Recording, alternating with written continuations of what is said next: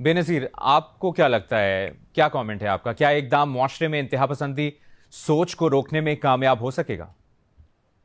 مبشر، ریاست کی بڑی کلیئر ریڈ لائنز ہونی چاہیے کہ آپ اگر تشدد کا استعمال کریں گے، ریاست آپ کے خلاف سخت سے سخت کارروائی کرے گی۔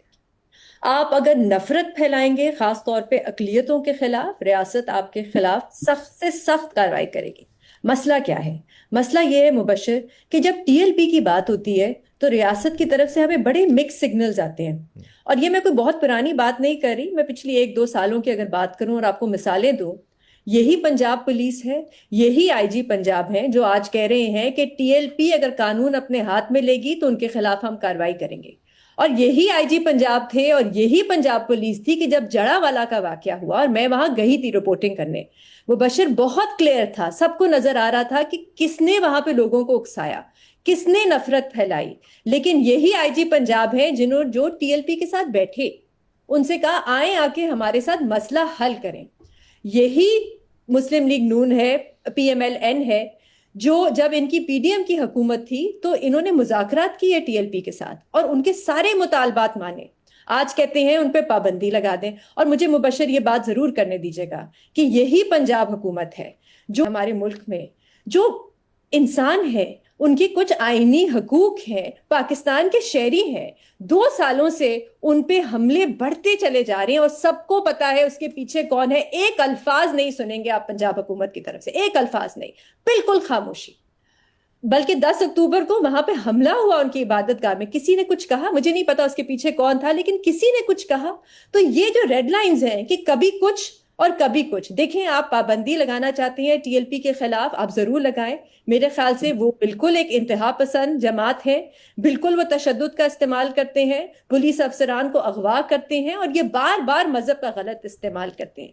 لیکن یہاں پہ ایک سوال ضرور بنتا ہے مبشر کہ آپ اگر پابندی لگا دیں گے تو کیا واقعی میں یہ جو نفرت پھیلائی جا رہی ہے، یہ جو تشدد کا استعمال کیا جا رہا ہے، یہ رک جائے گا؟ کیونکہ ہم نے دیکھا ہے ماضی میں کہ یہاں پہ تنظیمیں ہوتی ہیں جن پہ پابندی لگائی جاتی ہے، لیکن وہ بعد میں پھر سے آ جاتی ہیں، نام بدل کے آ جاتے ہیں، الیکشن بھی لڑ لیتے ہیں اور ریاست جو ہے وہ بالکل خاموش رہتی ہے۔ یا مجھے اس سوال کا جواب دے دیں کہ کیا پابندی لگانے سے جو اقلیتوں کے خلاف نفرت پھیلائی جاتی ہے وہ رک جائے گی؟ یہاں پہ صرف اقلیتیں نہیں، یہاں پہ اعزاز بیٹھے ہیں، اعزاز سے پوچھیں ٹی ایل پی نے ان کے ساتھ کس طرح ان کو نشانہ بنایا۔ یہاں پہ صحافیوں کے ساتھ بھٹی صاحب بیٹھے ہیں، میں بیٹھی ہوں، ہماری ٹرولنگ جس طرح کی گئی جب ہم جڑا والا پہ بولے۔ تو یہ جو ریڈ لائنز ہیں یہ بڑی کلیئر ہونی چاہیے۔ ایک آخری بات جی مبشر، دیکھیں یہ جو پابندی لگانا ہوتا ہے، کیونکہ اس وقت ٹی ایل پی ایک رجسٹرڈ سیاسی جماعت ہے، تھوڑا سا ایک سلپری سلوپ ہے، میں اس لیے کہوں گی کیونکہ آج کل کا جو ماحول ہے وہاں پہ ایک سیاسی جماعت جو اس وقت سب سے مقبول ترین سیاسی جماعت ہے ملک میں، پی ٹی آئی، اس کے بارے میں بھی جب بات کی جاتی ہے تو اس کے بارے میں پنجاب حکومت یا حکومت کی طرف سے کیا کہا جاتا ہے؟ یہ دہشت گرد ہے، یہ سیاسی جماعت نہیں ہے۔ تو مجھے ایک چھوٹا سا یہاں پہ اتنا خوف ہے کہ ایسا نہ ہو کہ یہ جو وجہ استعمال کی جا رہی ہے ٹی ایل پی پہ آج پابندی لگانے کے لیے، کیا یہ کل سیاسی جماعتوں پہ پابندی لگانے کے لیے وجہ استعمال کی جائے گی یا نہیں؟ تو بہت ضروری ہے کہ بڑی کلیئر ڈیفینیشنز ہونی چاہیے کہ صحیح۔ دہشت گردی کیا ہے، ایکسٹریمزم کیا ہے، کیونکہ یہاں پہ ہم دیکھتے ہیں کہ دہشت گردی کے پرچے کسانوں پہ بھی ہوتے ہیں، سیاست دانوں پہ بھی ہوتے ہیں، ایسے استعمال ہوتا ہے کہ جیسے کوئی بڑی بات ہی نہیں ہے۔